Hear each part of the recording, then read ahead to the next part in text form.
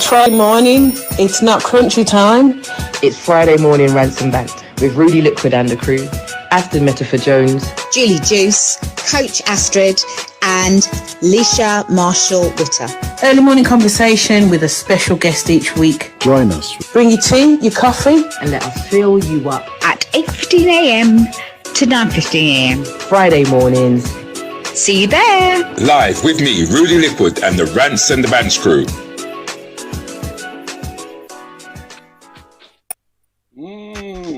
Good morning. Morning, people. We are the Windwash family, yeah. We are the Windwash family. Come make we sing. We are the Windwash family, yeah. We are the Windwash family. We are the Windwash family. We are the Windwash family. Whether Jamaican, St. Guardian, we are the Windwash family. We are the Windwash family. We are the Windwash family. Whether Jamaican, St. Guardian, we are the Windwash family. What you know wait, who no answer? We not just come here pan no win rush. Long time black people are explorers. All over borders, you know we don't crush. It's like everybody have a self-compass. So anyway we travel now we not get lost. Enough black people kinda superstitious, but the Almighty Father in you we can trust. Alright, people them are coming from early 50s. Fish and soup and I walk with one great. Whoa! Yeah. Grand rising. Grand rising. How we doing, people? How we doing this morning? Oh, blessed, man, blessed. Yes. You know. I swear that you're taking out some days during the week because Friday come around too quick, man. I'm to you. Well, it does. It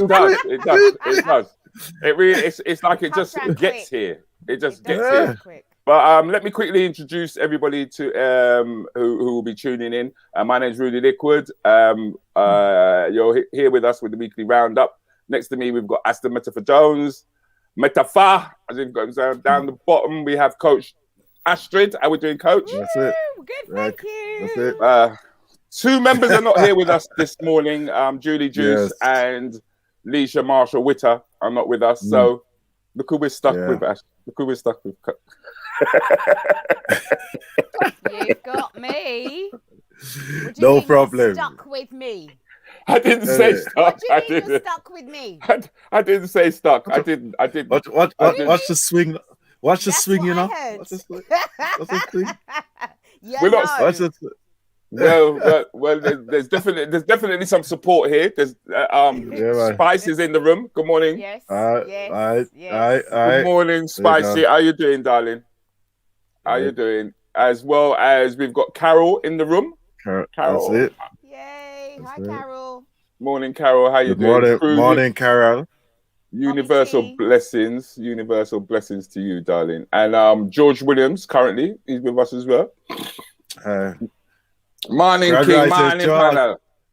That's it. Morning, Georgie. Morning. We are gonna have to bring him live one morning. You know, I think George, a good ally. Yeah, man. Yeah, bring him in live one morning. Yeah.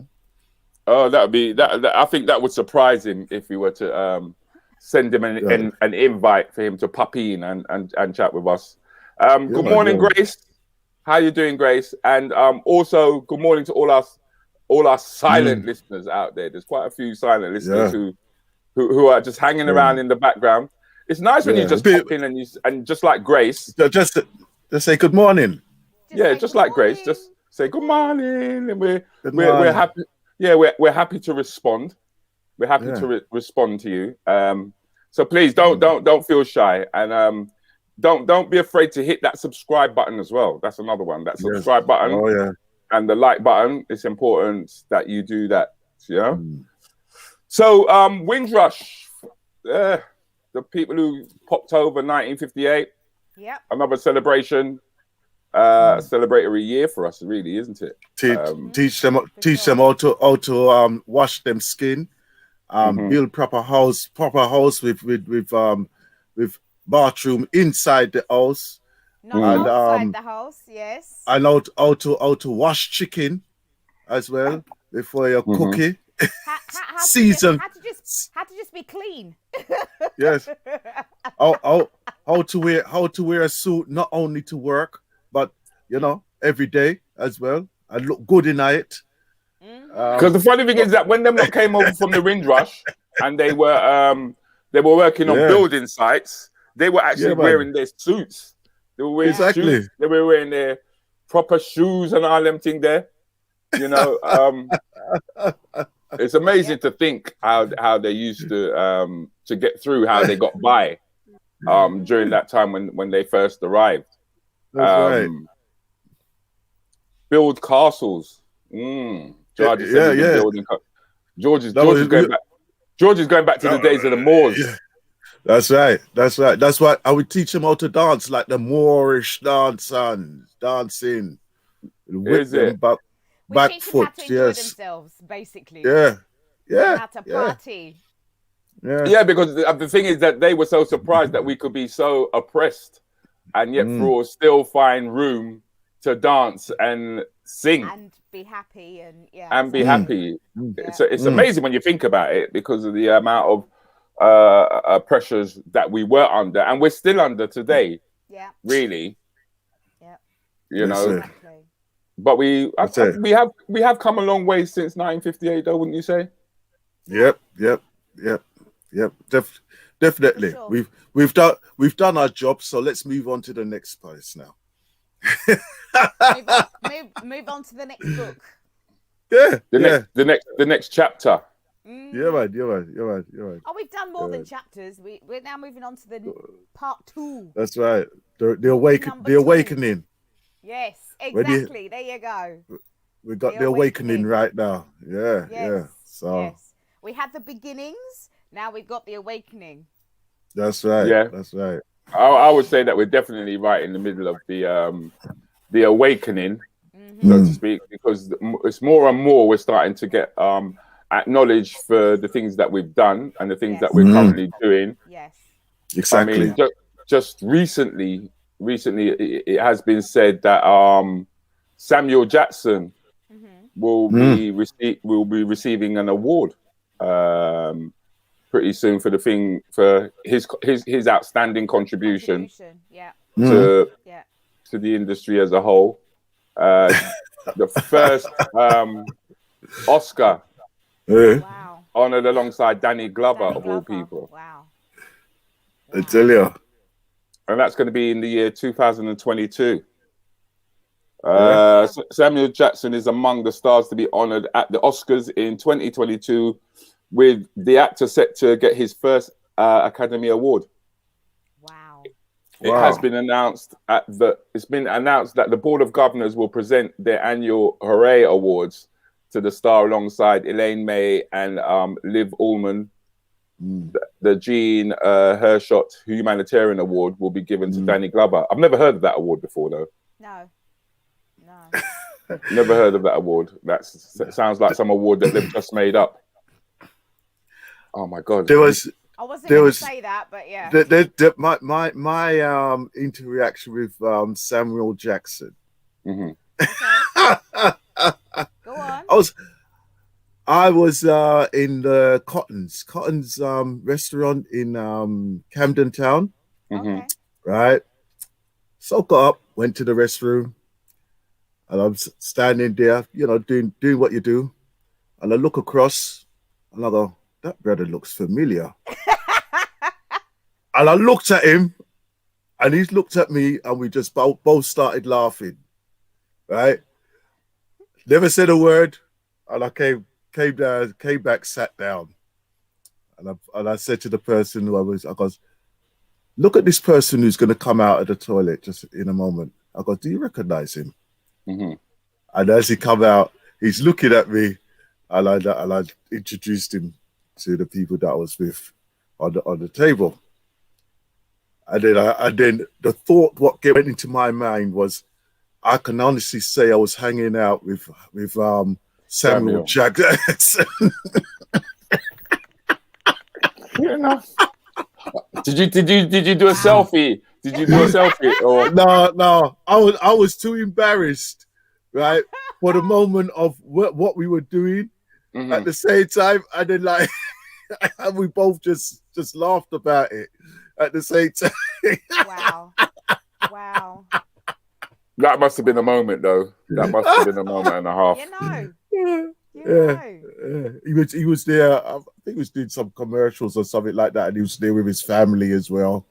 You know, we went and said hello to the family and everything. And it was good. It was good. Yeah. It must be a difficult one because you're kind of on another level. You're kind of thinking, does he want privacy? Is it okay? I want it. Am I here? You make it sound like you was with your side dish. You know what I mean? And that you was getting exposed. Oh dear. Yeah, man. Yeah. Morning, anyhow. Morning, That's my Samuel Jackson encounter. Yeah. Well, on a slightly different note, ladies and gentlemen, I think we can introduce our guest this morning. He's an MBE. His name is Errol Mckellar, and his thing is about prostate cancer. Wow, there you go. Oh, we're still in the same region. Exactly. Yeah. So let's bring him on the panel. Yes, I. Good morning, Errol. Morning, Errol. Morning, Errol. Morning, Errol. Morning, sir. Look at his face. Oh my gosh. Errol, you're actually live.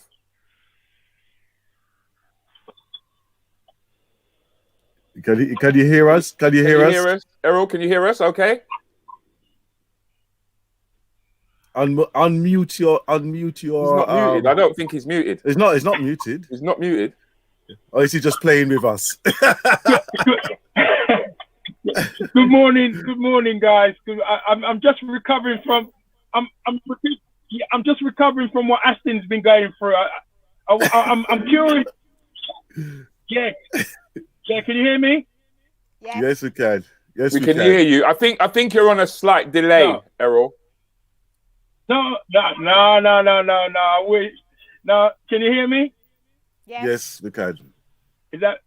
Yeah. Good morning. Yeah. Oh, it's breaking. Yeah. It's breaking up. It's breaking up. Good morning. Good morning, Friday Rants. Am I breaking up, am I? Yes, you are. Yes. Good morning. Coach. Morning. Have you got me back? Yeah, we have. We have. Yeah. If we just attempt one more time for you to go out and come back in.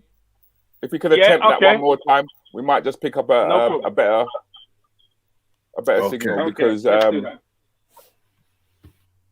it would actually help. Let me try that. Because the thing is that Errol is actually trying to raise awareness, and he's quite versed in the field of prostate cancer, especially when it comes to checking for the cancer itself, as well as identifying the fact that 1 in every 4 black men have it or are likely to catch it. And we're not really stepping forward for what he calls an MOT, which is regular checkups.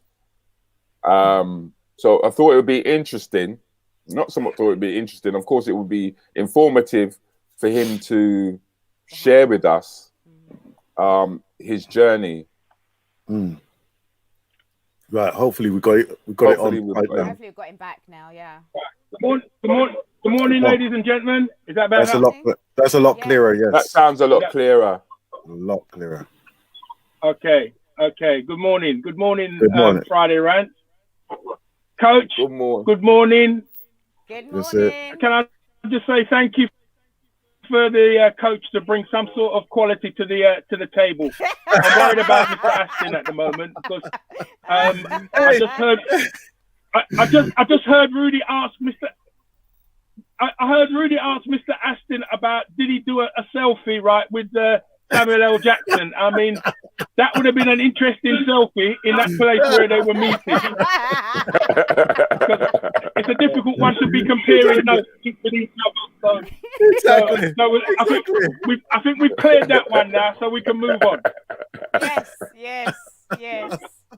Oh, good. So, Errol, how can you ask him a question like that, Rudy? Really? Simple. Remember, his hands were full at the time, so how was he going to do a selfie?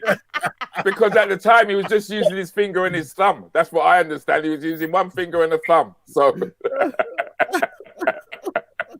and apparently he was pissing on the other 3 fingers. So I don't know what was going on. We're not allowed to extend this conversation.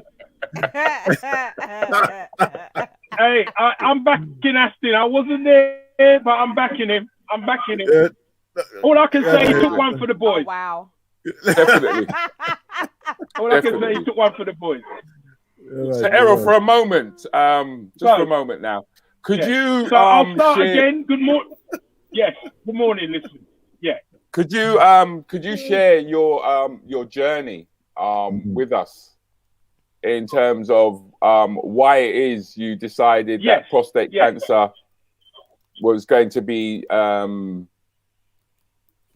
something that you would take on board quite seriously, and try and push it forward, as well as get the word out about what it really is. Could you share that journey with us? I'm going to give you a brief story about my journey with prostate cancer. That started in 2010 when my good wife Sharon was complaining about my snoring, and this is a message to all men. You know, our queens are not just our queens, right? They're there with us through thick and thin. You know, I said to my good lady, I said, look, if this snoring bothers you, darling, you make an appointment with the doctor and I'll go. She made the appointment, went to the doctor, sat in the reception room. I picked up a leaflet, read the leaflet, and I thought, you know what, I'm going to make an appointment to come back and do this test, because up until then, I wasn't even aware of prostate cancer, what prostate meant and where it was and what it done. I didn't really have an understanding of the whole conversation to do with the word prostate. When I got to the reception, the lady said, Mr. Mckellar, you don't need to make an appointment. This is a simple blood test and it takes less than 10 minutes. So, you know, I went ahead, done the blood test, right? And you know what? I didn't realize at the time that blood test was going to change the rest of my life. You know, a week later, they called me back to do another blood test. That was immediately followed by the biopsy, which is quite an intrusive thing to have done, but something that is needed in the battles that you have to go through with prostate cancer itself. A week after having that biopsy, they called me in to have a scan. And in 1 week after that scan, they called me and my wife in and they said, look, Mr. Mckellar, your prostate is covered in cancer. Well, I got up and I walked out the room, guys, because to me, that conversation went right over my head. And when I came out of the building, I went and I sat in my car. And to this day, I still don't know whether I was frightened, scared, shocked or what. But I just remember bursting into tears. And I think it's because I wasn't in control of what I could do or what was going to happen next. And my wife came in the vehicle and she sat in the car with me and she said, listen, she said, all the years I've been with you, I've never seen you quit on anything that you've ever done in your life. And I had to stop crying and man up, because I had to look at her and think, is she having a go at me? Or is this her way of motivating me to do something about this problem? And I took the latter, that's what she was doing, motivating me to do something, and guys, I have to tell you, this is why we have to respect our queens, because, the women in our life, they feel the pain that we go through as well. So we both decided, I stopped crying, as I said, we both decided to go back into the room and face the doctor. I went in the room and I sat down with the doctor. I said, doctor, what do I need to do to deal with this problem? He said, Mr. Mckellar, right, if you don't have your prostate removed, you could be dead within 6 months. And I said, wow. Look, if that's how serious this problem, I said, if that's how serious this problem is, I will have this operation done now. And he said, look, there are some issues you'll have to deal with. There are some side effects that you're going to have to come to terms with. I said, doctor, if I have a chance of staying alive, I will take that. So I had the operation. What sort of side effects did he say that you're going to have to deal with? Right. The side effects that men have to deal with when they have a prostate, right, is that, you know, they have to, once the prostate is removed, there is nothing to support the bladder because the prostate sits, it's the size of a walnut and it sits underneath the bladder. So it holds the bladder up. It balances the bladder. And to take that prostate out, they have to cut through the cables, as I call it. I'm going to be, because of the time that we're on this morning and the respect of your audience. No, that's fine. They have to cut through the cable that goes downstairs to the computer. Okay. So they did the operation, but the cancer had already started to travel, right? So, I mean, I'm just going to go back to the side effects, right? The side effects that affects you is to do with that area below your belly button, right? In terms of what it can't do to what it used to be able to do. So we're talking about. Are you talking about erectile dysfunction? Are we talking about bladder control? Yeah. What are we talking about here? Yeah, it's the difference between minor and major bladder control, and it's the difference between the you know, your erection levels are not going to be like what we call Usain Bolt. It's going to be a little bit more like Farah, to coin a phrase, right? Okay. So, you know, you're not going to behave. You're not going to be able to behave like Tarzan. So you got to learn to appreciate what you do more. Put it that way, you know, because it's not going to be a situation, right, where you're going to look down there and think, right, well, you know what, this can open doors, right? This will move the door, but it won't open it in the way that it used to open it. Because could you inform people of what the prostate actually does? Right. The prostate is a small walnut, as I said, and its function is to produce the proteins that will link with the semen that is been produced by your testicles, right? And there's a few other workings within that area that combines to produce the sperm that you are going to be releasing, right, in part of your excitement for the day, as we call it. Okay. Right. Okay. Now, the problem is that with the prostate is that it can overproduce, and that in turn can become infected, right? And that's where the problems start, because it's a prostate gland. It's an active gland because it keeps reproducing of prostate. So, you know, like everything in life, right? If something doesn't get used, it gets put to the shelf.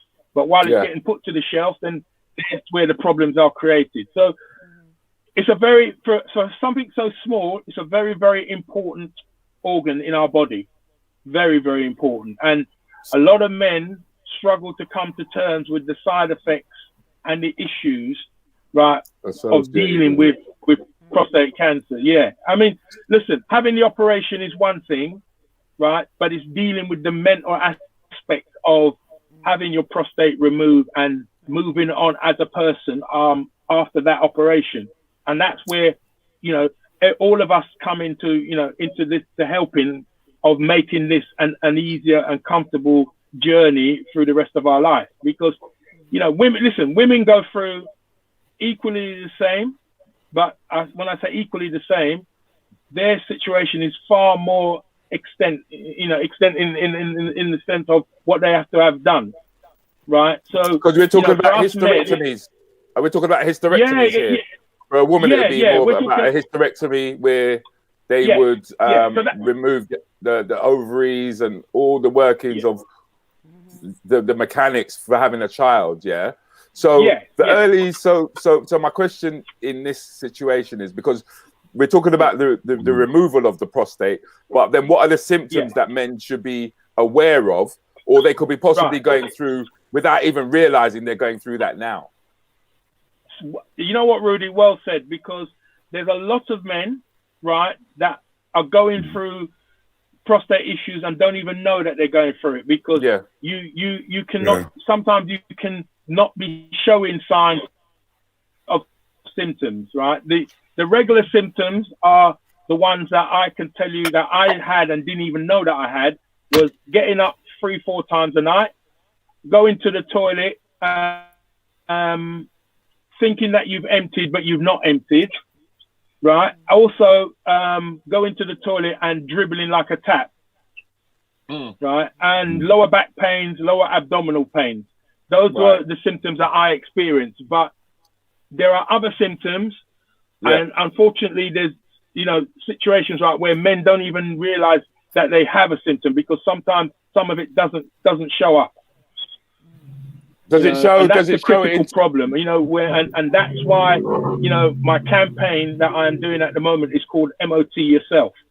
Excellent. Right? I Because I used to be a like mechanic running a garage in East London, fixing cars and offering people 20% discount on their prostate, right, if they went and got their prostates checked. Most of your metaphors are mechanical. Sorry, does it show? No, I'm saying that most of your metaphors. Say that again, Rudy. Most of your metaphors that you use for your description tend to be mechanical. Most of your metaphors. Yeah. So the challenge that I'm offering people, right, because this is a very, very serious problem, is that I want to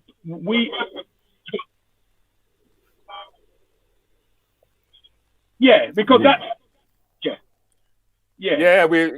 delays. That's what I'm qualified. That's what I'm qualified to give you. Because I mean, listen. I mean, we're gonna leave Aston.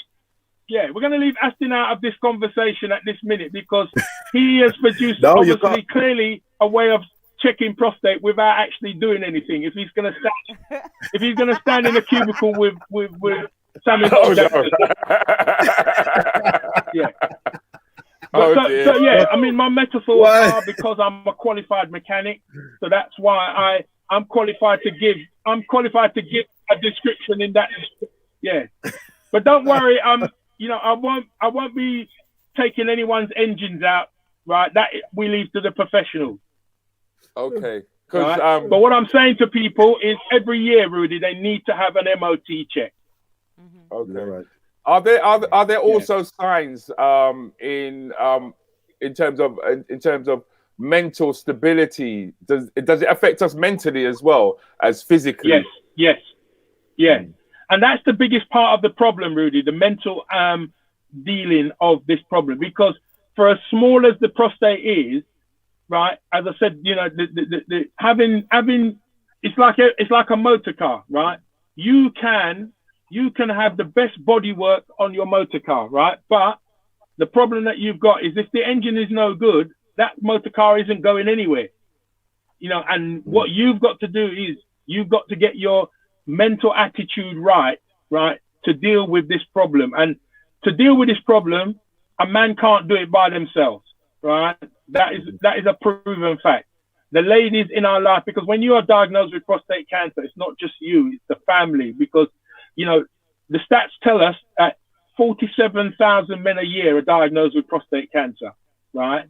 Over 11,000 men will die of prostate cancer, right? That's one man every 45 minutes, right, that will die of prostate cancer. 1 in 12 Asian men will suffer prostate cancer. 1 in 8 European men will suffer prostate cancer. But 1 in 4 Afro-Caribbean men will suffer prostate cancer. 1 in 4. I lost 15 men last year to prostate cancer. 10 of those men, right, were Afro-Caribbean men.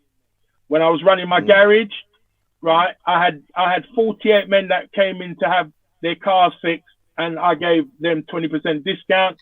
48 guys that walked in there were diagnosed with prostate cancer. 28 of them are Afro-Caribbean men. So the problem is a serious one. And listen, we're going through some things at the moment with COVID and everything else, but these other illnesses are still affecting us, and particularly us as Afro-Caribbean men.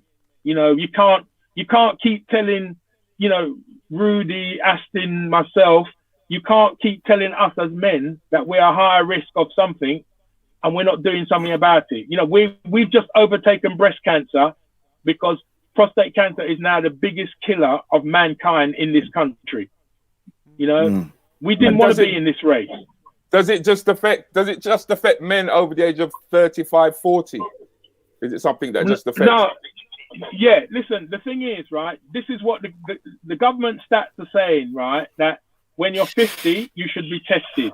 And if you're of Afro-Caribbean descent and you have a history of this in your family, you should be checked at 45. We at the Errol Mckellar Foundation are pushing to get men checked as early as 30 years of age, right? Because, you know, I lost somebody that was 36 years of age, and I lost somebody that was 42 years of age. So it's something that if it's in the family, unless people talk about it, guys, then we're not going to be going to have no knowledge of this problem. You know, so it's about early detection, early education, and it, you know, as bad as this cancer is, it's the most curable if it's caught early. Okay, and how long has this foundation, the Mckellar Foundation, been going now? Mckellar Foundation, right, started properly in 2018 because I retired from fixing cars and repairing, running my garage in 2017, and you know, I decided that I was going to dedicate the rest of my life to trying to help, right, to save a minimum of one life a day, and to get men to understand that together we can make a difference about this problem. So that's how long we've been I've been involved in the research to find a cure and to improve the research work, right, and the testing of prostate cancer for the last 5 years. I've been actively involved in that research work, and that's why we're bringing to the table, right? But not only have you been active, but you've actually received an MBE for the outstanding work that you've been doing since 2018, if I'm correct. Well, I'm going to say something to Rudi, and I know you won't take praise for this, but I want the Friday Rant and everybody that listens to you to share in the NHS award. I want you to share in the MBE that's been received, because it's not just me that has saved 1 million lives, right? It's all of us that have contributed to saving 1 million lives. You know, it's not a movie where one man can shoot 1,000 people and don't even get shot. You know, and I go back to my motor trade, right? When we're doing anything on the car, it normally takes more than one of us to do it. And it's the same thing with the honors that they've given me. They've given me these honors, and I've taken these honors on behalf of all of us, right? Yourselves included, and and on behalf of the wonderful people that we've lost to this terrible illness. Okay. So true. Oh, you know, I'll give you full. But we have to do something about this, and what we. Thank you. But you know what? As I said, you know, we have to do something about this battle, because you know, I mean, as I said, I lost 15 men last year to it. I've already lost 4 guys to this problem, and what the Errol Mckellar Foundation has decided to do is we are going to get a mobile testing vehicle, so that we can go into the community with this vehicle and test people. But considering that you've got such a connection now with the government, what sort of what are they doing with regards to prostate cancer, and what they're doing what Rudi? They're doing what they do best. They're doing what they do best. They're doing what they do best. They're doing what they do best, right? They're doing the lip service. They're prepared to support us and give us the credentials that we need, right? But at the moment, the government will tell, they do lip service, right? They're gonna support and encourage us to do something about the problem. But the truth of the matter is, right, is we have to do something about this. We have to do something. You know, they will give us their support, but it's us who's got to do something about this, you know, because, you know, that if, you know, it's not a priority. It's not a priority, right, for them to do something about it. That's the problem. You know, ladies campaign to get the mobile testing vehicles for breast cancer and cervical cancer, right? We men have to do the same thing. And that's why the Errol Mckellar Foundation, with everyone else, is going to do that. So what? So the Errol Mckellar Foundation are trying to obtain this vehicle. Now, what are the real costs of obtaining this vehicle, and what are we really trying to achieve here? The first vehicle, right? The first vehicle, and hopefully it'll be one of many, right? The first vehicle is going to cost £450,000, and that's going to be kitted out, ready, right, to be put on the road, right? It's going to be put on the road. It's going to be NHS approved because they've given me an award. NHS have given me an award. They've also given us the approval, right? But that's what it's going to cost us to put it out there, so that's why we're doing a big walk campaign. We're calling it Walk and Talk Prostate Cancer on the 25th of July, right? And we want everybody to get involved in that. The £20 that they're donating is going to go. Everybody's going to have a piece of that mobile vehicle. And the working, it's going to be staffed and managed by NHS staff, so it will be all official and all approved, because you know we have to do everything properly to be able to get the accreditation that is needed to put one of these vehicles on the road. So then that means this. You're saying to me that the setting up cost is £450,000, but the running cost associated with that is going to be another what?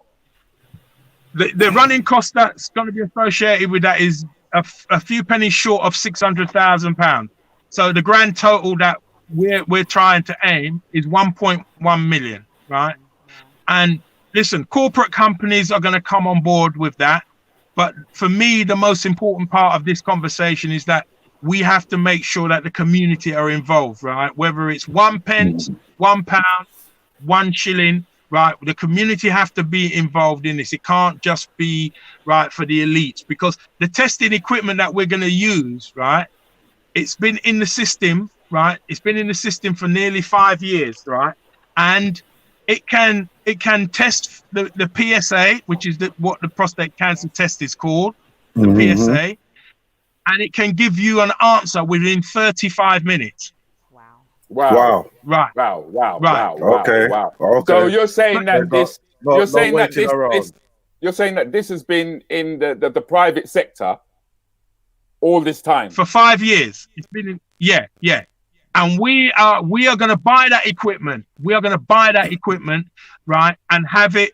We're going to have it on the mobile testing vehicle. The mobile testing vehicle is going to be a hospital on wheels, and we are going into the community, because what we're saying is, as well as dealing with the corporate side of what's going to happen with this, we want to make sure that, you know, there's no stone unturned. We will take this vehicle around the country. We've already been asked by Leeds, Manchester, Birmingham, Sheffield, Yorkshire, Nottingham, right? The vehicle will go around the country. So it will, you know, and hopefully from that one vehicle, we will be able to go and get another one. But to run it properly, it's going to cost 1.1 million, right, for 2/3 years. That's the whole, project set out, right, for the vehicle. We have professional staff, right, on the vehicle. We're having professional consultants, because we also have to give a due of care, right, to anyone who is diagnosed, because what we're doing is going to be like the traffic light system. You know, we're not just going to, you know, we're saying that we know the test we can give an answer within 35 minutes, but there are some people we will leave it up to 48 hours to talk to them properly, right? Because it's a delicate situation, and we've taken all the right advice, all the professional advice. You know, the government don't have money to give us, right, because they're focusing on COVID. That's what they're telling us. At this moment, they have to focus on clearing the word COVID. But we have to keep reminding them that these issues are still going on. You know, one of us brothers are dying. We're dying on a regular basis. You said 1 in 4 is 1 in 4. 1 in 4 is actually dying from this. So this is pertaining to the the Black British community that exists in the UK, and I'm sure it's something that Dean Akai has taken on when it's come to our health. But what we're talking about here is us taking responsibility for this and participating in how we can actually deal with it. Because what I've actually done is I've put up your website, where people can go there. And is it fair to say that in your website they can actually find a place where they can donate? They can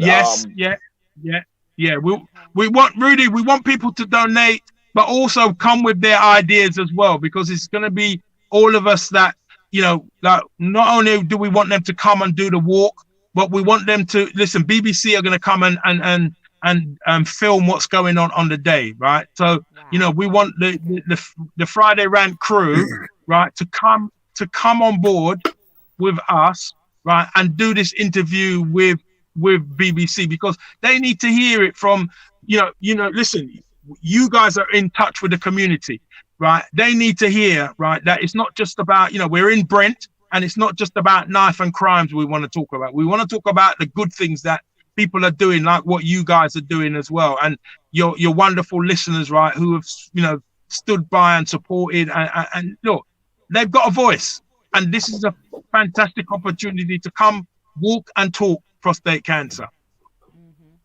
Okay, but we are going to get to the bottom. We're going to solve this. So by people getting involved and coming down to Gladstone Park, which is just off the North Circular Road, for people who don't know, just not too far from the M1. You know, by getting involved, they can get in touch with Eventbrite. I believe they can sign up from there. Sign up, go on to Eventbrite. Walk and talk prostate cancer. Right, walk and talk prostate cancer. Go on there, right. The £20 donation, right, is going towards this mobile testing unit, right? And what we want people to do is come down and say why they're supporting the cause and why they feel it's important to them, because everybody either knows somebody going through prostate cancer, right? Knows somebody that's had an operation for prostate cancer, right? Or unfortunately lost somebody for prostate cancer. And it doesn't get more real than that. Errol, do me a favor and sit in the other seat next to you. Sit in the other seat next to you. We'll be able to see your face. Sit in the other seat next to you. To your yes. Yeah, is that better? Yep. Yeah. Perfect. So now we can continue. Yeah. So the bottom line is, right, is that we want and need people's help, because it's all of us that's going to make a difference, guys. You know, all of us have to make change, right? That's why the reason why we set up the Errol Mckellar Foundation is because we needed to have a national charity, right, that can be transparent in addressing this problem, because we are going to fight. Listen, the problem is not just here. I know today you guys are talking about the Windrush issue, right? Yeah. And it doesn't come more important. The government have messed up on that one, and we're saying, listen, you have a chance now, right, to redeem yourself with some of the things that you should have done and not done, right? There's a community of people out there that are telling us we're a big problem. Yeah, but the thing is that when it comes to our health issues, they're not making it a priority whatsoever. And you know, just the sheer fact that they want to focus on the knife crime, they want to focus on all the other negativity. I don't see this as a negative, but I see this as a health issue that has a dramatic impact on families as a whole. So it's good to know that there is somebody like yourself who is championing what's going on. I don't know what you think, Aston. Well, I'm going to say well done, Errol. Right, and I know that you've been campaigning for many years. You know, you let's say your work has not passed me by without me noticing, mainly because 12 years ago I was suffering from lymphoma cancer, right?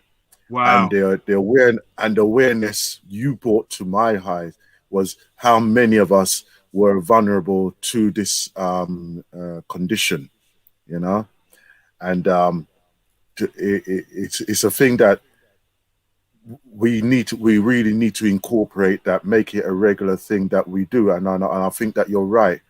30 is a good age, because that is like the mature years, you know, when you are fully developed. So therefore, you know, just like what you say with a vehicle, you check your vehicle and you know, you tune it up, you get the new parts and everything else. Same thing we should be doing with our bodies as well, right? Yeah. So as much as men, women as well, do your MOT, do your checks on your physical checks as well, you know, ensure that you're running on all cylinders, man. Yeah. Yeah. I mean, sorry, Errol. I mean, how do women take the angle when it comes to prostate cancer and their partners? I know the other girls ain't here, Coach Astrid, and maybe it's quite a bit to ask, but I mean, what do you think of this? I'll be honest with you, my father suffered with prostate cancer. So Wow. I am aware, and it was after my mum passed away. So it was very much a case of supporting him. The children started to mix sure again he had the checks following that he needed to have done. His was the same. It was identified through a blood test. I remember going with him, and it was the PS. Well, I can't even remember what Errol said, but it was just checking that the numbers were gradually coming down until it came down to 0. And as my father gets older, obviously, I need to help him be more aware of all the things, all the checks that he needs to do. And because there is breast cancer in my family, obviously for myself, I need to have, you know, every 3 years, I need to go and have breast cancer checks. So I do that on a regular basis anyway, and I'm due for one coming up shortly. Right. But I have to. It's so important what Errol says about checking yourself, whether you're male or female, and knowing what checks to do and being aware of that, and not being afraid or self-conscious about doing that. Because, you know, some people they don't want to touch themselves, and they don't want to, you know, check various different things because they feel a way about it. But it's about understanding, as I think Ivy said, your health is your wealth. Right. If you don't look after your health, then it's only you that's going to suffer. You know, and that then has an impact on your family. So if you want to be wealthy in your health, then you need to look after yourself. Exactly. I mean, we apart from all the other things that happens to us in general, right? If we maintain our health, we could outlive many people that's living over here right now. Exactly. Yeah. Well into our pension. Exactly, but we're in a country where we can do this, but it takes us pushing for everything to be done. It's not going to happen just by wishing it. We have to take action, and only when we take action and take positive action will anything happen. And it's not about sitting back and hoping somebody else is going to do something for us. So it's important that we support Errol Mckellar Foundation for prostate cancer, because yes, okay, we hear about the breast cancer, we hear about the cervical cancer. It's now time for, you know, the men to do something. Exactly. Yeah, that's right. The man to stand up and do something about it. Exactly. Thank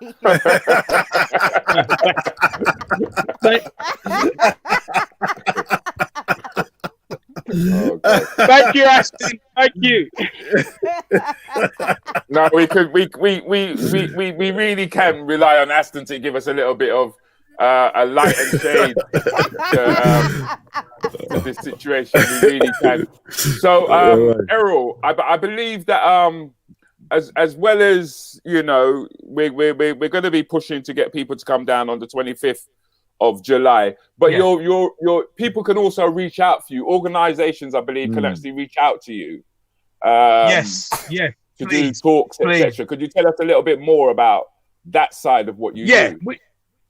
What one of the things that myself and a few of the other brothers have done, we've set up a group of what we call prostate mentors, right, who are happy to go out around the country and talk, right, and raise the awareness of prostate cancer and talk about the new developments, because men are frightened about having a rectal examination, but the truth of the matter is, right, is that the new tests that are out there now, right, that evasive test is only done if it's necessary. It's not a situation that you go there and I'm worried about having a rectal examination. It's a simple blood test, and that's what it's called, a PSA blood test.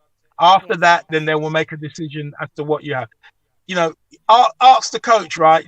What these ladies go through is far, far, far worse. Right? Yes. Listen, we got the pub and we got football as our escape, right? They haven't got that escape. They got each other. And they can talk all day. They got each other, mate. But you know what? And they make it. Listen. I'm preaching for the word nagging, because that's what saved my life. Because if my missus didn't nag about the snoring, we wouldn't be having this conversation today. And you know what's ironic? That the women in our life end up becoming our carers. Because when it affects a man, it affects the family.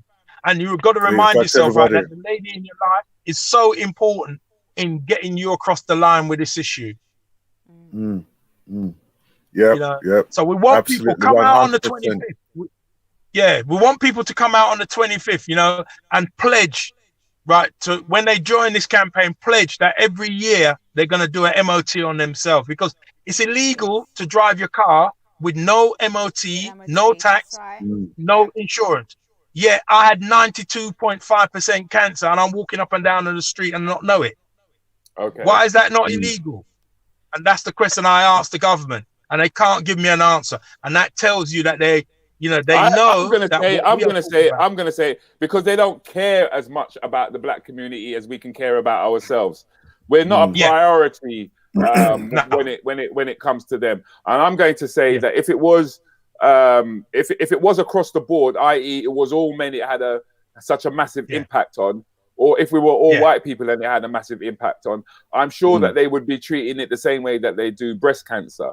So once again, the same way that we've had to take the issues of racism in hand is the same way that we have to take our health in hand. And I think that, as a pioneer to this, it explains why you received your MBE, but it's not the only award that you received. I know you don't want to talk about it, right? But I would like you to talk about the other awards that you have received for the work that you've done. Well, I've been given a recommendation from the government, right? A Points of View award for they're saying for the outstanding work that's been done, that we have done, right? I'm going to emphasize the word we have done to raise the awareness of prostate cancer, and particularly in the Afro-Caribbean community. NHS gave me an award, right, for fundraiser of the year. I actively, between myself and others, right, we raised over £3 million for Prostate Cancer UK, right? So we, Rudi, we have done, not just me, we have done our bit. We have done our bit for everybody. We have done our bit. You and the team. Listen, Rudi, you've been in this conversation as long as I can remember. What I'd like people to understand and to recognize that is that if you could spearhead this from 2013 and manage to accumulate £3 million, imagine what could happen if we all actually came together and started pushing. Imagine the amount of money that we could actually raise to this cause for the benefit of ourselves. Trillions. Exactly. You are a classic example of what is possible, and I find that with our community, unless you can hold up somebody who has done it before, You know, no one pays no mind. So, i.e., the only reason why the 100-meter record gets broken, or Bruce Bannister's mile record got broken, was because he broke it in the first place. Yeah, you know, and I mean, it's like people really, have to witness that. Yeah, in 2012, right, the borough of Hackney chose me to carry the Olympic torch, right? Right. Because of the campaign to get as many men, right, in the borough of Hackney to go and get themselves tested, black and white. Because what people need to understand is that the truth. Let me tell you the truth about prostate cancer. The truth about prostate cancer is, although these are the stats that I've just read out, the 1 in 12 Asian men, 1 in 8 European men, 1 in 4 me and you, prostate cancer don't care about your color. Yeah, right? Don't discriminate. Prostate cancer don't care about your wealth. And thirdly, it doesn't care about you. What it does, if you ignore it, it will kill you. Right? Yeah. So but that's the hard and fast fact, you know. But that's its way to survive, isn't it? By killing you, it survives. That's it. It's actually trying to live. It's actually trying to live. Yeah. It doesn't want us to have this conversation, guys. You know, the Friday rant is taking on prostate cancer, right? Prostate cancer. Listen, look, I'm backing prostate cancer to come out on. You know, they're not going to come out on top in this fight, right? With us, because, and the reason why I say that is because I'm backing them to look at what we're doing and say, you know what, we can't take on the black community. We can't keep hitting the black community and they're not going to do anything about it. Yes, they are doing something about it. People like the Friday rant and people like all of the others out there that are doing their positive best to make a difference, right? That's how you're going to win this battle. We have to win this battle intelligently, Rudy. That's what we have to do, right? This is killing one man every 45 minutes, right? So if it's taking 1 in 4 Afro-Caribbean men, right, you work that out. That's 129 black men a day, right, that are going to struggle with prostate cancer. Them numbers are too high. They're too high, man. We cannot just sit down. And you know what? When all the talking's done, we're the ones who have to go and do something about it. We're the ones who have to make a difference. And we're the ones who has to look at, you know, because as it's been said, and Coach has said it, and one of your listeners has said it, our health is our wealth, right? That's the one thing you get when you come into this world. Your health and your wealth, right, is governed by how much you manage and look after your wealth. If your car needed a set of tires, Rudy, right, you go and buy a set of tires, right? You should have the same attitude to your body. You know, if you got a problem with your car, you're coming to me to fix it. Why are we not doing the same thing? You know, and there's people out there that are just as passionate as me. You guys, if anything, are probably more passionate than I am, right? Because, you know, it's, as I said, it's all of us that's going to make this change. We are passionate, but at the moment, you're the one who's sitting on the M25. Yeah, we're sitting at home. Trust me. So if we're going to talk about passion. We might as well keep it real. But you know what? But you know something, right? If the whole of the M25 listens to this conversation, we've done something. Yeah. Exactly. And I know that there's a brother out there that is listening to this conversation now. You know what? I'm going to do something a bit weird and it's a bit off, right? But it's not really. I mean, you talk about being on the M25 and people making a change, but the thing is, I feel sorry for people who get towed away. Do you know what I mean? Try to keep their car on the road and stuff. And it's weird when things like this happen.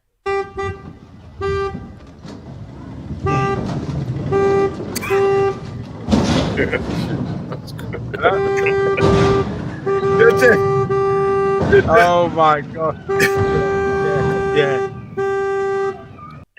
So all I'm saying is be careful, like how you're M25 and mine you get towed away, yeah? Be careful, yeah?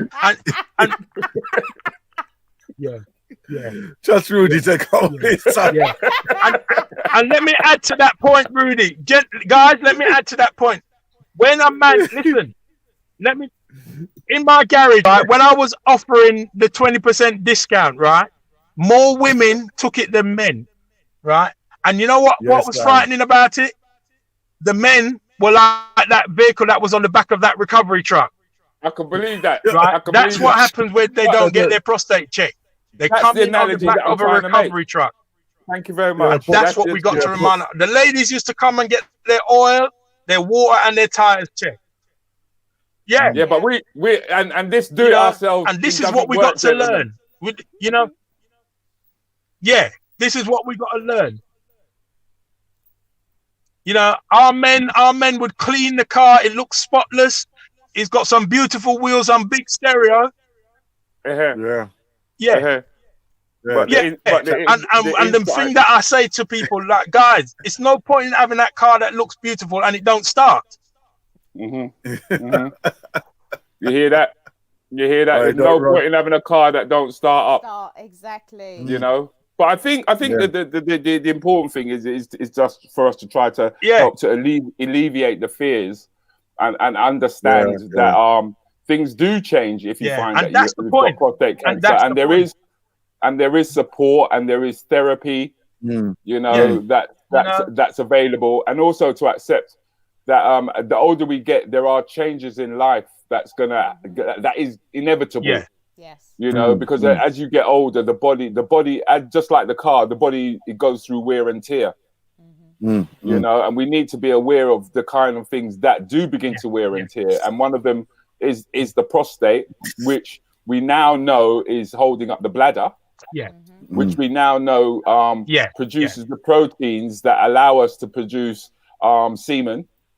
Okay. It is an important functional part in any given relationship. Lovemaking is an important way to connect. It means having to get to know your partner in new ways. It means having a deeper understanding of what love really means, and not just love making. And the fact that it reverberates throughout not just the nuclear family, but it also affects the extended family. Around. Okay, so we should be looking out for things like mood changes. We should be looking out for things like getting up 3-4 times at night to go to the toilet, and we should also be looking at ways in which we can get involved in dealing with this issue.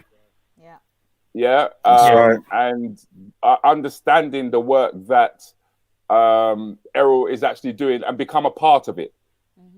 So on the 25th, it's very important. I'm looking at the South London one there. Yeah, me because, too. Me too. Because that takes half a day for you to get over here. It takes half a day to get over here. You know how it goes. No, but like the one of the places that I go to, well, two of the places I go to is right at Brockwell Park there. So I'll be well onto that as well. So we want you for both. We want you for both events, guys. We want you for both. We need you for both events because people need to hear you. People need to hear you, man. People need to hear what you guys have got to say, because if you can put that into the chat room for us, Rudy, that'd be great. That poster. The poster itself, I can't get the poster in the chat room, unfortunately. We'll put it in the group. We can put it in the group, but I don't think I can actually physically get that into the chat room. I'm hoping that people will, in actual fact, take down the website details, so that they can get into direct contact with the foundation itself and become involved. We have to say thank you very much to Errol. Yes, sir. For coming in this morning. Yes, sir. And for pulling over on the hard shoulder to inform us. Thank you. About what needs to be done, and just as a quick reminder to the gentleman that this is what happens when you don't look after your body, right? This is what actually happens. It's the equivalent of what could happen to a car. Good. Good.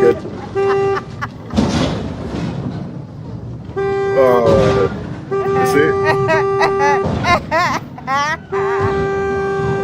That's it.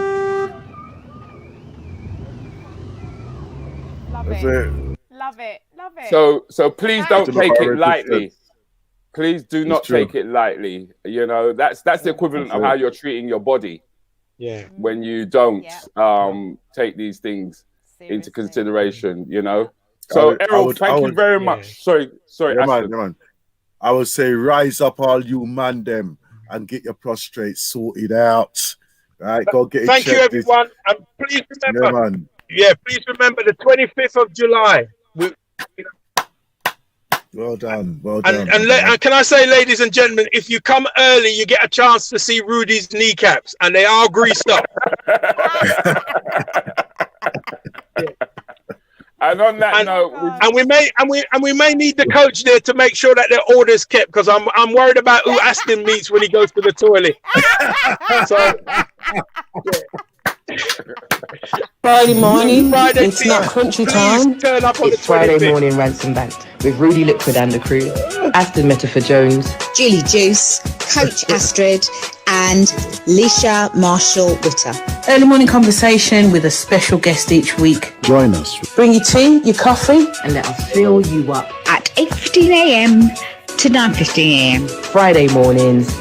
See you there. Live with me, Rudi Lickwood, and the Rants and the Bants crew. Style of walk, no walk, well done. woman a walk with them and their family. Ready to work and build up a family. With intention for trouble nobody. Uncle want to make for them life get so easy. Husband, wife and a whole heap of people. We are the Ringwash family. We are the Ringwash family. Whether Jamaican, St. Lucian, Guardian. We are the Ringwash family. We are the Ringwash family. We are the Ringwash family. Whether Jamaican, St. Lucian, Guardian. We are the Ringwash family. We got music and laughter, good food and culture. Drunk out. You hear? Music and laughter. Yes, sir. Good food and culture. Bringing a part of our lives. All the descendants of the Windwash generation, it's time to rise up and change our mindset for a better future. Tell them, Sister Harvey, you hear? Let's stay strong together now, people. The best is yet to come. Through hard work and determination, together we'll pull through as one. Alright, we sing from one generation to the other. Stop fight, we can do better. Come together, build up a future.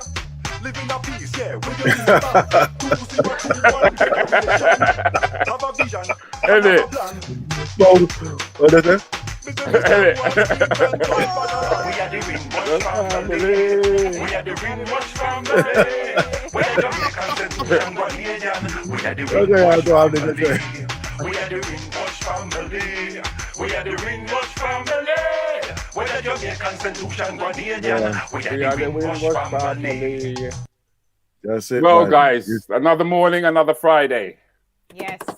Actually, as I was gonna say that, you know, it's inspired me to go and get mine sorted, go and get it checked now, because I'm just thinking I haven't had a PSA check for quite a while now, you know. Okay. So yeah, just you know, just to ensure that everything will go on good still, you know. Yeah. No, I think we do have to take a leaf out of the ladies' books and start getting ourselves checks, bro. Regular. Well, it's supposed to be standard, isn't it? It should be something that we do a standard, on a regular basis. Even if you say, okay, then do it on your birthday, for instance, right? So, Nah. I don't want that kind of birthday news. I don't want I don't want that kind of birthday news, man. But you know, just to make sure everything will go on good. So, I would do that check after my birthday. You know what I mean? I would do it after my birthday. I think it's a good time, like you said, to put it in the calendar to have it done. Because then you know you know what I mean. It's a yearly check. Yes. I think it's a good place to put it actually. You know, whether it be 2 weeks after your birthday or a week after your birthday. That's right. At least you know, it's that time of year, isn't it? That time of year. Exactly. And it's not something that you can quite simply ignore and just forget. Exactly. And bearing in mind, you get your car MOT'd every year without. That's right. Yeah. Maybe that's another good place to put it in the diary. Yes. After the car, once you get your car MOT, that you start treating your body the same way. Or I got to end up mash up like that Kia that got dragged down the street. You understand? That's a funeral service throughout it. That was so funny. Oh my god. Oh god. You know what, George? There are so many issues that we do have. I mean, sugar and diabetes. That's right. Yeah. That's another big one.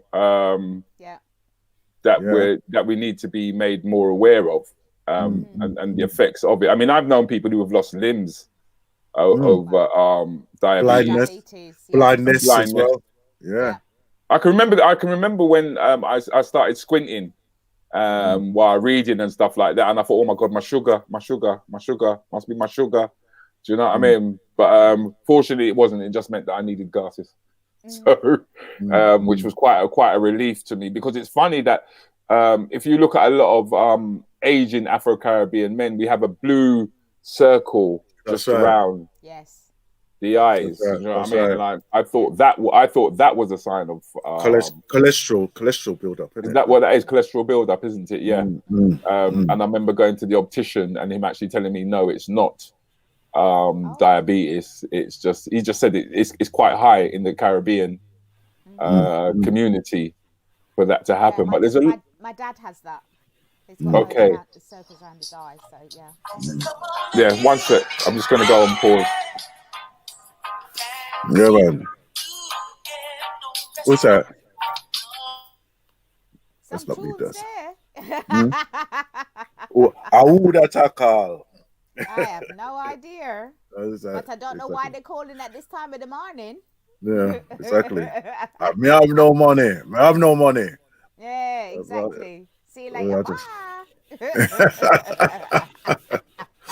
And how's all your lessons going now? How's the classes? Are you really well? Yeah? I'm getting a full house pretty much every time. Excellent. So I'm just happy about that. Yeah. People were always wanting to come back to do exercise classes, but it depends on the time of day. Because I was doing a class I was doing a class Thursday lunchtime, but it's a really energetic class. Remember my rebounder one? Yeah. That's not really a class to do during the day. It's more a class to do in the evening, or maybe first thing in the morning, but not in the middle of the day. Right, in the middle of the day. When you pop in for lunch and not a class for that. And especially as still in the gyms and that kind of thing, you can't use the showers. So it's funky Thursday then. Yeah, it's not Funky Thursday anymore, though. I'm not doing it anymore. You're not doing that anymore. I said to them, I'm not doing that class because I only had 3-4 people turn up. Okay. So they're wasting their money because they're paying me to do a class that they're not. There's not enough people coming. Yeah. Okay. So I thought, you know what? Let me get my Thursday back. Let me do something else on a Thursday. Yeah, and then I've had a replacement class from the 20th of July. In the evening, local to where I live. So I'm like, that's fine for me. Okay. That's fine for me. So that's good. Yeah. That's fine. Good Friday. I'm known as the water workout girl. Okay. Yes. Splishy and splashy. Splishy and splashy. That one. Yes. And that's what I'll be doing today at 12:15. Yeah. Okay. Yes. West Norwood. That's where I'll be. West Norwood. So it's all booked in. It's all booked in.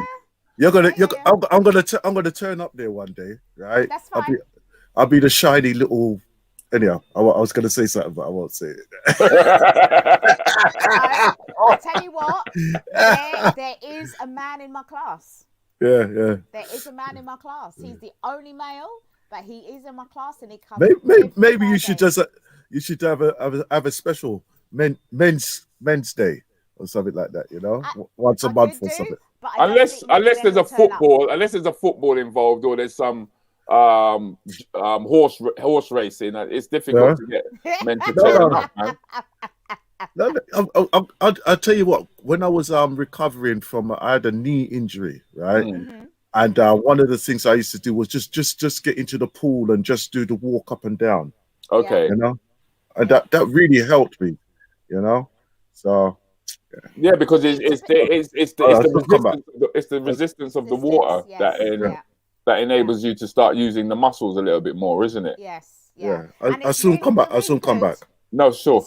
It's really good if you've got any kind of injuries or anything like that. The water's brilliant for that, you know, because it supports the body, it supports the joints, and it's not like you're rebounding on something like on the hard floor in a studio. Right. So it takes a lot the of impact the impact away. Yeah, definitely. Because the first thing that I found out when I started jogging again was the shin splints. Oh my God. Yes. And the cramp that I was getting was really intense. Yes. I was getting intense cramp. Yes. And that's why I don't recommend people, especially as you get older, I don't recommend that you go running. Go have a swim. Go have a swim. Go in the pool. Because don't forget, the pool's got chlorine in it. Right? So, I mean, it's not ideal for, you know, the hair and everything else. But at the same time, it's good for all the body. Yeah. And you've still got the resistance because you've got to fight your way through the pool when you're swimming. You've got to fight your way through the pool when you're exercising. You're supposed to be, but ain't you supposed to be relaxed and you're supposed to be gliding through the water? I mean, I must admit, I swim. Yeah. Yeah, like I got taken on that trip 400 years ago with no return ticket, and I try to stay up. Okay. Do you know what I mean? It's like that is the kind of fight that I'm having. It's like it's like I've got this 400-year battle that I am not sinking. I am not sinking. I am not sinking. Which is, I know it's ridiculous. Funny? They always say black people can't swim. Yes, we can. Yes, we can. But isn't our muscle density meant to be so dense that's why we're heavy and we don't actually float? I mean, I know people who can just float. They just float. You know what I mean? Whereas I feel as though when the moment I step into the water, even though I've got trunks, it reminds me of when they made us wear our sleeping clothes and we had to go and get a brick. That's right. I do. You remember that when you got your bronze badge, your silver, and your gold? Yes. You had to get the brick from underneath the water when you had your sleeping clothes on. You had pajamas on. Your pajamas. That's the one. The pajamas. You had your pajamas on, and it was like that was like a fight, man. Yes. Yes, it was. Yes, it was. But it is necessary to work in the water. It is necessary. It's necessary because, like, even for my two young when they were young. That was one of the main events that I used to take them to was swimming, right? At least I know, say, boy, if they drop in the water, at least they have sense to say, all right, then they can swim to the side or whatever. Because you never know the circumstances. You never know the circumstances. Exactly, you know what I mean? You mean swim or do you mean doggy paddle? You mean swim or do you mean doggy paddle? No.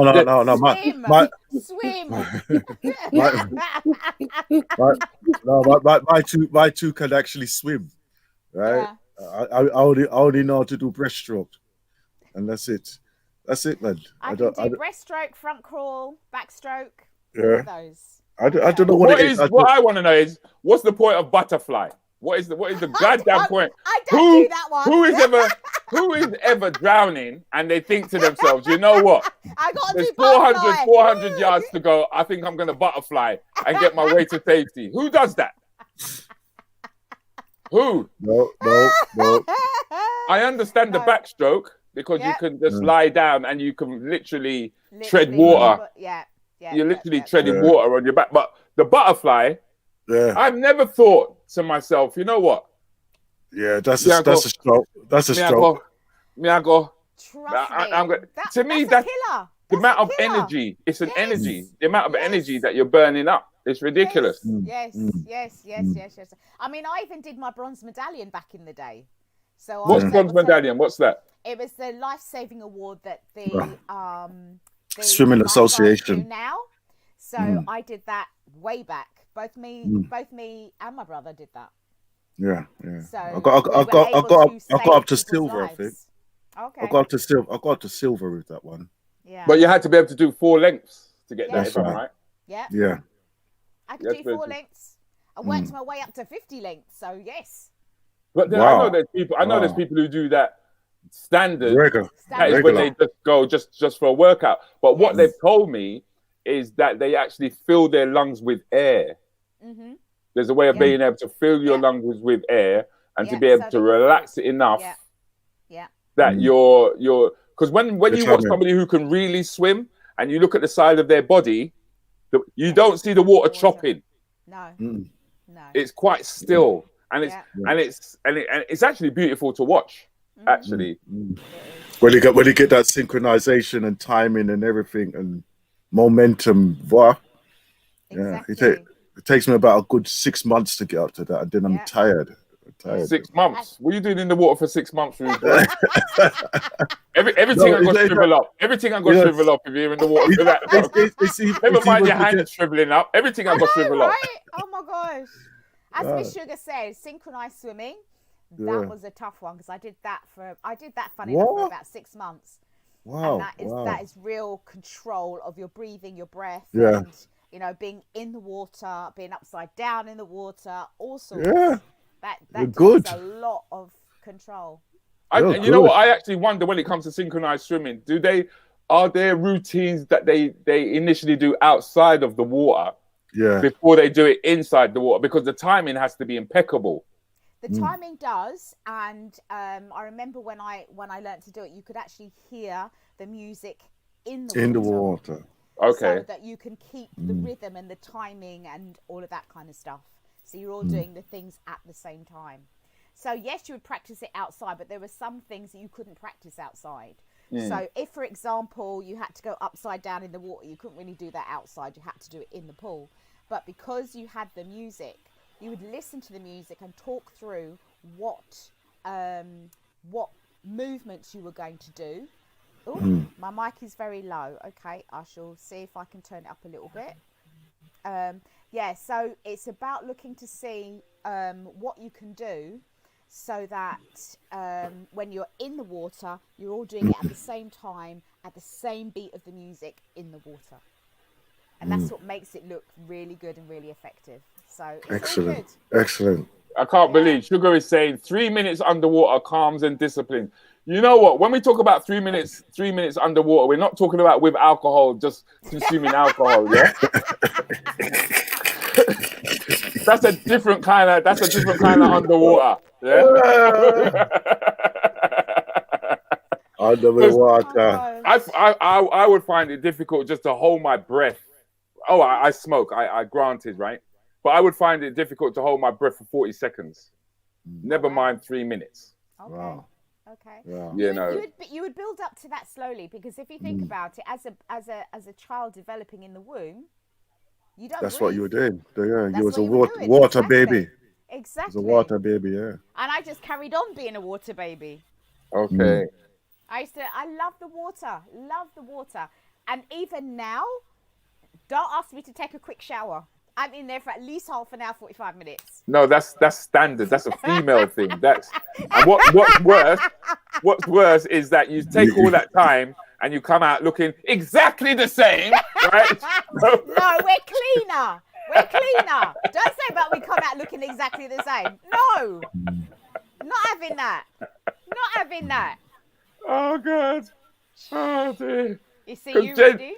Yeah, Jenny, my wife, she'll go in there for hours, man. She comes out there for hours, and then she'll come out, and then she'll twist and turn like I'm meant to notice something different. Like You are. Like I'm supposed to notice something different. Yes. All I know is that you're standing in front of the TV. That's all I know. You're standing.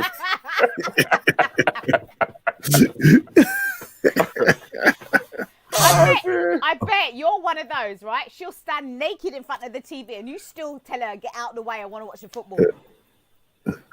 Well, you know what I mean? If you're blocking, innit? See, there we go. If you're blocking. That's what I'm saying. I don't know. Underwater with my hands around your neck. Oh, here this guy. Here we go. Yeah. That's so wrong. That is so wrong. That is. Well, Never mind. Oh gosh. Well, the thing is that Lescha's not here with us today, and Juicy Julie's not here with us today. Juicy Julie's quite busy. Lisa is training at the moment. To lay pipes for 5G, I believe. That's what she's currently getting up to. So she's sort of like switching profession. She's got her hands in a lot of different pies, actually. I've got to give her she's adding another what do you call it?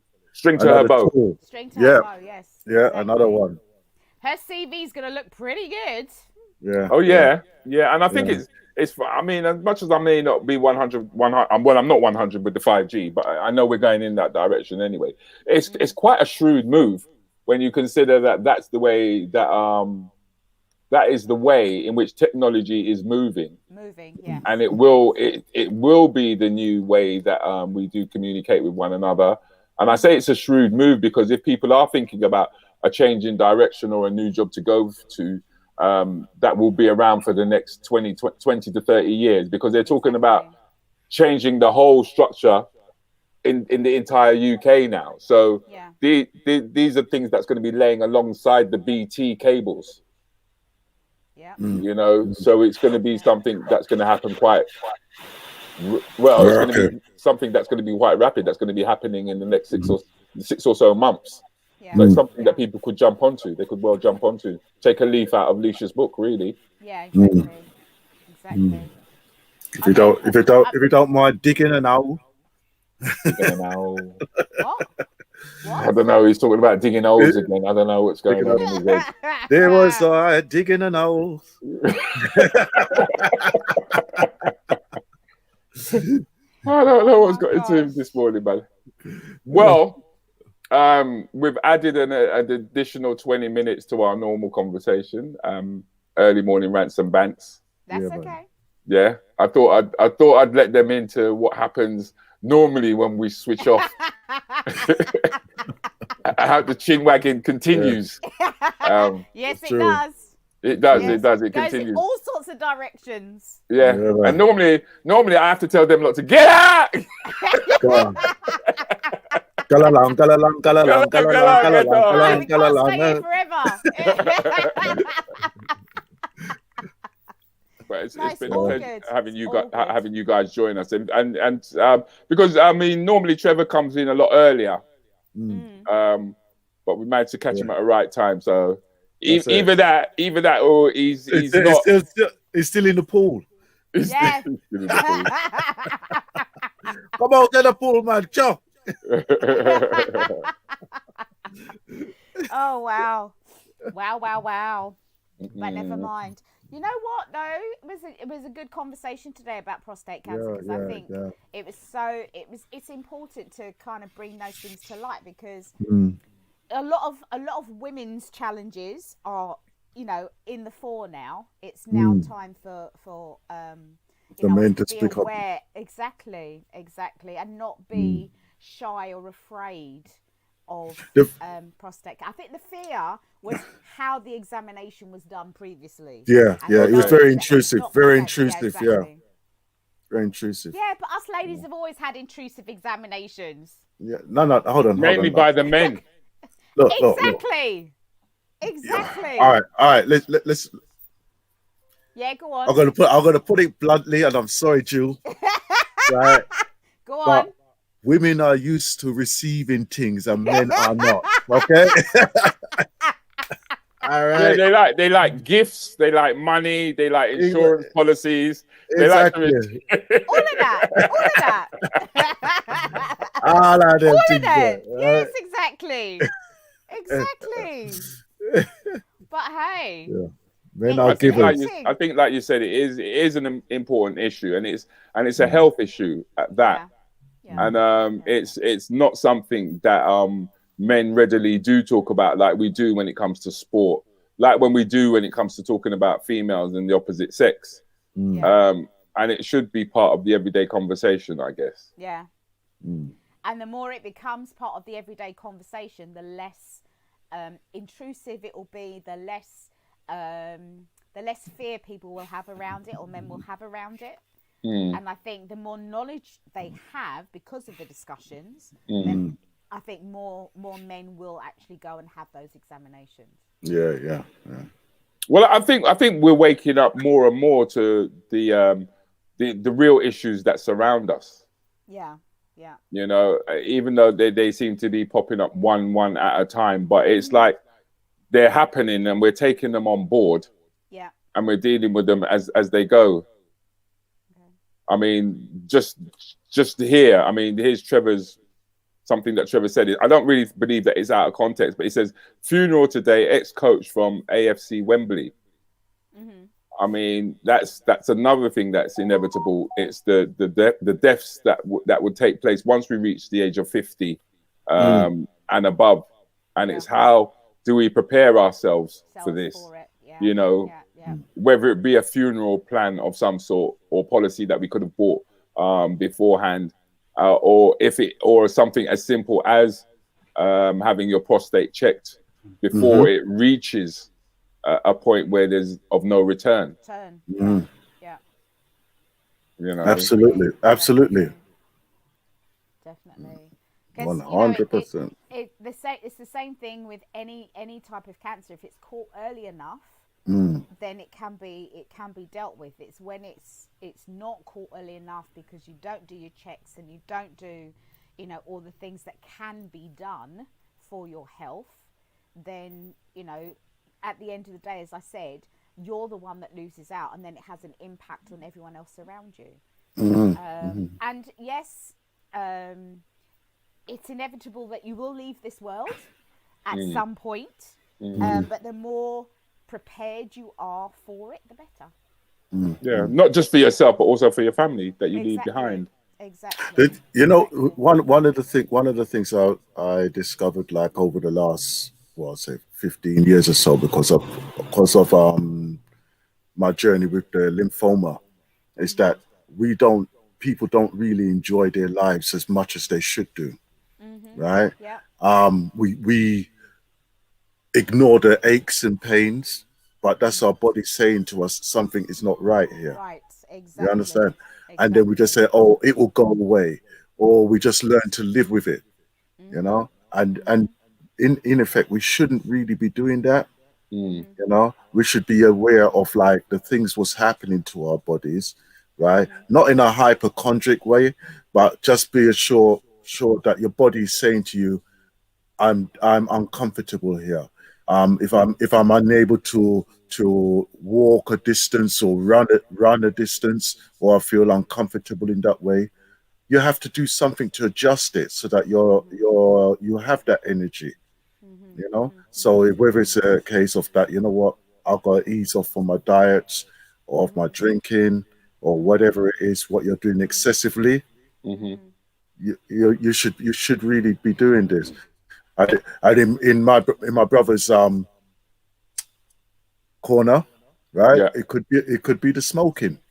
It could be the smoking. You know what I mean? Because you know the lungs are so vital to you. So if you're putting additional, they're not designed to take pollution. They're not designed to take pollution. Yes, we have pollution kind of naturally in the earth and all the rest of it, but to add to that, no, you're not helping yourself. You're not helping yourself. I know that. It's a choice. I'm not gonna disagree with you. Like I've just said to myself that when I do leave the earth and I end up going wherever it is we go spiritually, I'm gonna have stories to tell. While you lot are sitting there talking about eating tofu, and your vegetarian stuff, I'll be talking about all the drugs that I took and all the prostitutes that I went with, and my stories will be better than your stories. That's what I'm. How do you know that? Just because we eat healthy doesn't mean we haven't got stories to tell, you know. Oh, so God! Don't make that assumption. Oh, I've made it already. I'm going to hell. I've made it. Don't tell everybody. Yes, exactly. No, your points are valid, and I'll be lying if I said anything different. I'll be lying. Rudi, you'll have a great life. You have a great life. You'll have a great life too.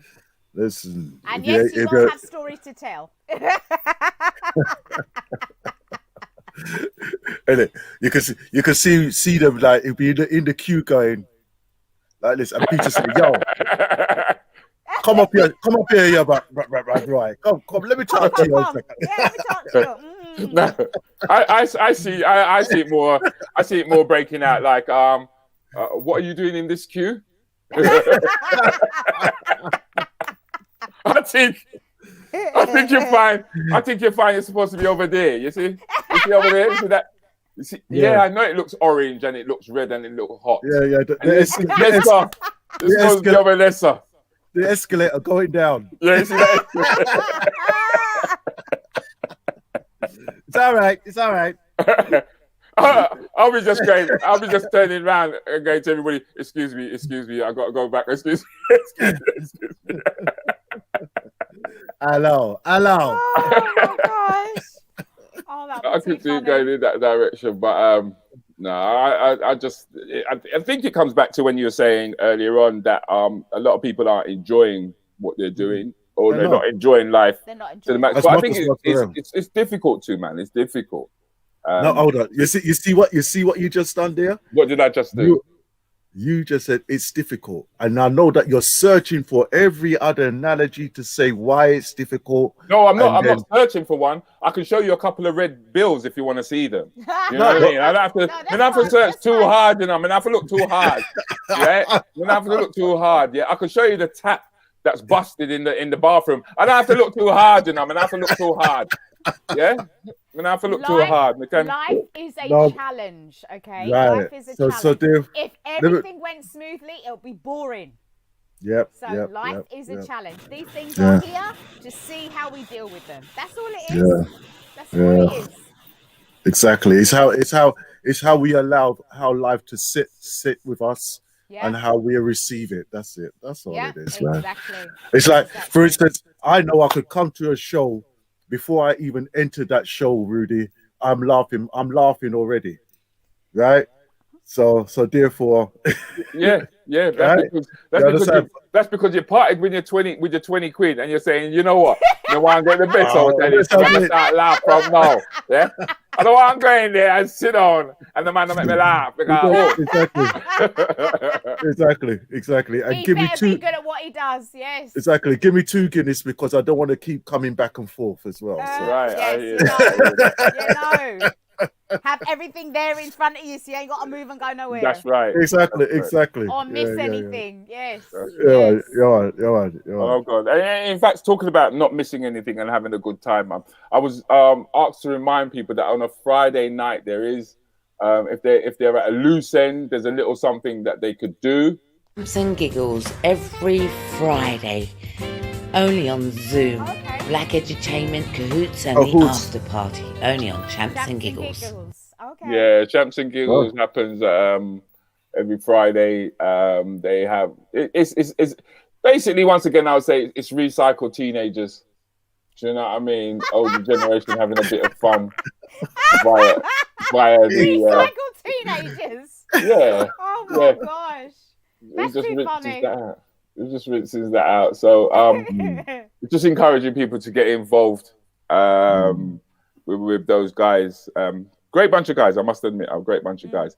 But guys, anything special coming up for you over the weekend? Because we have to let everybody go. We have to let everybody go. Okay, then Sunday I'm doing I am going to do a half marathon attempt of walking and jogging. That's down by Peckham Park. Oh, you're so right. That's why I hesitated about jogging. Right. So that's my earth strong rejuvenation process, and I'm just celebrating it in that way. So Excellent, man. Excellent. Well, I'll definitely be filling out my form to go to definitely for the 25th of July. Okay. I'll be there for August. You're doing the 22nd, you'll be looking at the 22nd. Yeah, I'm looking at the 22nd as well. Yeah. August, yeah. Rockwell Park, not that far from me, so yeah. Yeah. Well, the thing is, people used to take time out to go to the Brockwell Park Festival. Yeah. That was a mainstay. That's a festival that I would go to every year. Yeah. Every year I'd go down to Brockwell Park. It was something that my family actually looked forward to doing. Yeah. I think it's only the past 2 years that we haven't been. The farmers festival, yeah. Only the past 2 years that we haven't been. But Gladstone Park is just down the road from me, so I will be meeting up with Errol on that. Most definitely so. Definitely. You know. So I got book my my prostate test as well. Yeah, I've got to do that one. Definitely. Well, I'll wait for my birthday to come round, and it's going to be this year anyway. Not too far off from it. And the moment that it does pop up is when I will make it a regular time to have the check. Have that check. You know. So on that note, ladies and gentlemen, thank you very much for tuning in to us. We will love you and leave you. And as opposed to playing out on our normal Rants and Bants sting, we will play out on the Windrush. Thanks for your time. Have a wonderful weekend. Bye. Take care.